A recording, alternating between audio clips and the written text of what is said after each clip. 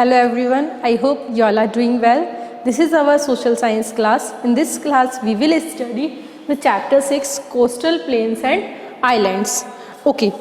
बच्चों coastal area क्या होता है? कोस्टल एरिया वो होता है जो समुद्र के पास का एरिया होता है, उसको कोस्टल एरिया बोलते हैं। जैसे कि आप अपनी बुक में देखिए, ये मैप बना हुआ है।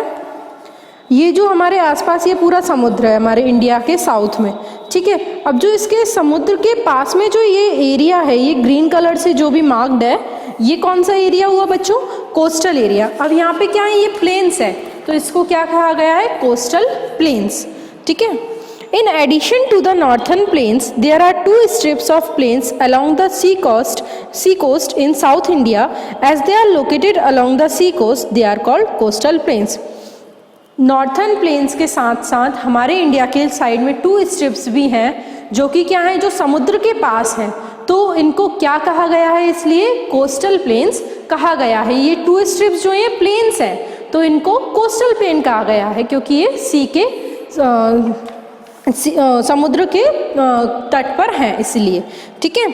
The sea coast in the south India is about 6100 kilometre long, और ये सी कोस्ट जो है ये 6100 किलोमीटर लंबी है। You have studied that the Deccan Plateau is bounded by the Western Ghats to the west and Eastern Ghats to the east. हमने पढ़ा था लास्ट चैप्टर में कि जो हमारे डेक्कन प्लेट्यू है वो किससे कवर्ड है? इसकी बाउंड्री एक साइड ईस्टर्न घाट्स है और एक साइड वेस्टर्न घाट्स है, ठीक है। The hills of these Ghats gradually slopes towards the sea and forms the plains. अब इसकी जो घाट्स की जो हिल्स हैं ये साउथ की उसकी तरफ स्लोप कर रही है, मतलब समुद्र की तरफ इसका स्लोपिंग एरिया है, तो क्या करती है? ये साइड में प्लेन्स फॉर्म कर रहे हैं, ठीक है। We can divide the coastal plains into two, और कोस्टल प्लेन्स को दो पार्ट्स में डिवाइड किया गया है, that is western coastal plain and Eastern coastal plains. The eastern coastal plains are along the Bay of Bengal and are wider than the western coastal plains which are along the Arabian Sea. अब जो eastern coastal plane है, मतलब east के side ये जो planes हैं, ये क्या है बच्चों? ये ज़्यादा चौड़ी है, ठीक है, और जो वेस्टर्न साइड से ये ज़्यादा वाइड है। और वेस्टर्न कोस्टल प्लेन्स जो हैं वो कहाँ पर हैं? अरेबियन सी के पास है, और ये जो ईस्टर्न कोस्टल प्लेन है ये बे ऑफ बंगाल के पास है। अब हम पढ़ते हैं western coastal plains. The western coastal plains lie between the western Ghats and the Arabian sea. अब अरेबियन सी और वेस्टर्न घाट्स के बीच में ये जो देखो, ये हमारी वेस्टर्न घाट्स हो गई, यहाँ पर ये वेस्टर्न घाट्स और ये सी के बीच में ये जो ग्रीन मार्क है ये क्या हो गई बच्चों? वेस्टर्न कोस्टल प्लेन, ठीक है। This is a narrow belt running from the Rann of Kutch in Gujarat to the Kerala in the south. It can be divided into 3 parts. और ये कहाँ से कहाँ तक है? गुजरात में रन ऑफ कच्छ से लेके नीचे केरला में साउथ तक है। It can be divided into 3 parts. इसको 3 पार्ट्स में डिवाइड किया गया है। First is Gujarat coast. The Gujarat coast is located along the Arabian sea in the state of Gujarat. ये गुजरात कोस्ट जो है वो अरेबियन सी के पास है। यहाँ पे ये देखिए बताई गई है, ये अरेबियन सी है, ये ऊपर गुजरात है ना, यहाँ पे ये गुजरात कोस्ट है, ठीक है, ये अरेबियन सी के पास है। The run of Kutch and the Gulf of Kambat are located in this plain. This region includes Gir Forest, which is the home to the Asiatic lion. यहाँ पे रन ऑफ कच्छ है, जो कच्छ हमने देखा है ना जहाँ पे सफ़ेद चादर सी बिछी रहती है, और गल्फ ऑफ काम्बत यानी काम्बत की खाड़ी है इस प्लेन में, और यहाँ पे गिर फॉरेस्ट है जिसमें जो किसका घर माना जाता है? एशियाटिक लायन, मतलब एशिया के जो शेर हैं उसका घर ये गिर फॉरेस्ट माना जाता है। सेकेंड है Konkan coast. The Konkan coast extends from Gujarat to Goa. अब गुजरात से गोवा तक कौन सी कोस्ट आ गई? कोंकण कोस्ट, ठीक है। These plains are narrow and rocky. ये प्लेन्स कैसे हैं? नैरो है, मतलब बहुत ही ज़्यादा सकरे हैं, और रॉकी है, यहाँ पे पथरीला इलाका है। Some rocks run right into the ocean, which are dangerous because ships can run aground. देखो ये रॉक्स जो हैं कुछ ओशियंस में भी गई हुए हैं, जिसके कारण ये बहुत ही ज़्यादा शिप्स के लिए डेंजरस है, क्योंकि यहाँ पे जहाज़ चलते हैं, और ये रॉक्स जो हैं वो इनसे टकरा सकते हैं, जहाज रॉक से टकरा सकते हैं, इसलिए ये इनके लिए बहुत ही ज़्यादा डेंजरस है। To safeguard ships from these under water rocks many light houses have been built here. Ships के बचाव के लिए यहाँ पे कई सारे लाइट हाउसेस बनाए गए हैं, जिसके कारण वो मतलब टकराने से बच जाती है, मतलब वो उनको वो इंडिकेट करते हैं कि शिप्स को कहाँ से जाना है, तो ये सब वहाँ पे बनाए गए हैं। Mumbai is located on this coast, और मुंबई भी इसी कोस्ट पे लोकेटेड है। देखिए आपके में ये कौन कौन कोस्ट बताइए, तो ये मुंबई जो है, मुंबई समुद्र तट पे है ना, तो ये कौन कौन कोस्ट ही मुंबई में आती है, ठीक है। Third is Malabar coast. The Malabar coast is located in the state of Kerala. Malabar coast जो है वो केरला में लोकेटेड है। These plains have been formed by the sand brought by the sea tides. और ये प्लेन्स कैसे फॉर्म हुए हैं, समुद्र की जो लहरें आती हैं उनसे ये प्लेन्स फॉर्म हुए हैं। So there are small sand hills, इसी के कारण यहाँ पे छोटी छोटी सैंड्स की हिल्स हैं, ठीक है। This sand has formed a number of lagoons. These lagoons are used for navigation by boats. देखिए ये सैंड जो है बच्चों, इसके कारण क्या होता है, लगून्स फॉर्म हो जाते हैं, मीन्स छोटी छोटी नदी बन जाती हैं, ठीक है। और ये ही बोट्स के लिए, मतलब जो नाव होती हैं उनके लिए नेविगेशन मतलब रास्ता दिखाने का काम करती हैं। These lagoon this region is well known for boat races on the occasion of Onam. और यही लगून जाने जाते हैं किसके लिए, बोट रेस जो होती है वो इन्हीं में होती हैं। ओनम पे जब बोट रेस होती है ना, हमने देखा साउथ में ओनम फेस्टिवल सेलिब्रेट करते हैं, तो उस टाइम बोट रेस होती है, यानी नाव की दौड़ होती है। तो वो कैसे होती है नाव की रेस, वो इन्हीं रिवर्स में होती है। It rains much so this area is green and fertile. यहाँ पे बारिश भी बहुत ज़्यादा होती है, इसलिए ये एरिया बहुत ही ज़्यादा ग्रीनरी है और यहाँ पे लैंड भी बिल्कुल फर्टाइल है। The important crops here include banana, rice, coconut, coffee etcetera. और यहाँ पे कौन कौन से क्रॉप होते हैं, बनाना, राइस, कोकोनट और कॉफ़ी। नेक्स्ट है हमारा eastern coastal plane.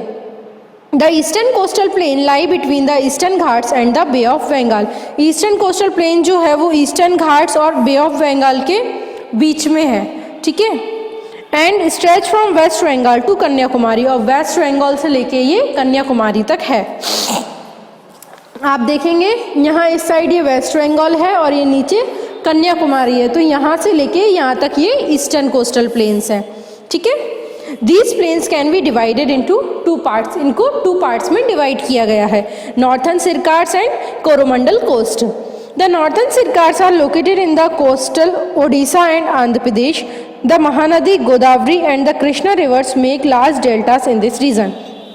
Northern Circars जो हैं वो ओडिशा और आंध्र प्रदेश के कोस्टल एरिया में लोकेटेड हैं, और यहाँ पे महानदी, गोदावरी और कृष्णा रिवर है इस कोस्टल प्लेन्स में, जो कि कहाँ जाती है, जो बे ऑफ बंगाल में जाके मिलती हैं, और ये बहुत ही बड़ा डेल्टा फॉर्म करती हैं, ठीक है। डेल्टा फॉर्म करती हैं जिसके कारण जो वहाँ पे प्लेन्स है वहाँ का वो बिल्कुल फर्टाइल है और कोई भी क्रॉप ग्रो करने के लिए फेवरेबल रहता है।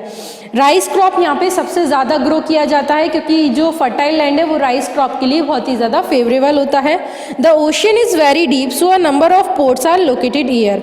और जो यहाँ पे समुद्र है, जो ओशियंस हैं वो क्या है, बहुत ही ज़्यादा डीप है, मतलब गहरे हैं, जिसके कारण यहाँ पे कई सारे पोर्ट्स बनाए गए हैं। Visakhapatnam is an important port which is use for ship building also. Visakhapatnam जो है वो यहाँ का सबसे इम्पॉर्टेंट पोर्ट है जहाँ पे शिप्स बनती हैं, ठीक है। Second is Coromandel coast. The Coromandel coast comprises coastal plains. These are located between Krishna and Kaveri rivers. These two rivers have formed fertile delta here which makes it very suitable for rice crop.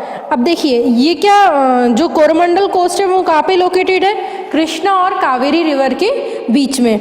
ये river क्या होती है, delta form करती है, बहुत ही ज़्यादा fertile. अब delta क्या होता है, जैसे कि कोई भी वो निकल रही है रिवर, ठीक है, अब उसमें से छोटी सी रिवर निकल आई, अब वो अपनी आसपास की जगह को ना वो पानी पहुंचाती है, तो ये जो लैंड होता है यहाँ पे बहुत ही ज़्यादा मिनरल्स पाए जाते हैं, ये यहाँ पे बहुत ही ज़्यादा पानी होता है, यहाँ का अंडरग्राउंड लेवल भी बहुत अच्छा होता है। तो ये रिवर की जितनी भी ऐसी आसपास की जगह होती है ये डेल्टा फॉर्म करती है, मतलब यहाँ पे कई सारे मिनरल्स, ये बहुत ही अच्छी फर्टाइल लैंड होता है, जिसके कारण यहाँ पे एग्रीकल्चर भी बहुत ही ज़्यादा ईजी होता है, यहाँ पे क्लाइमेट भी फेवरेबल रहता है, ठीक है।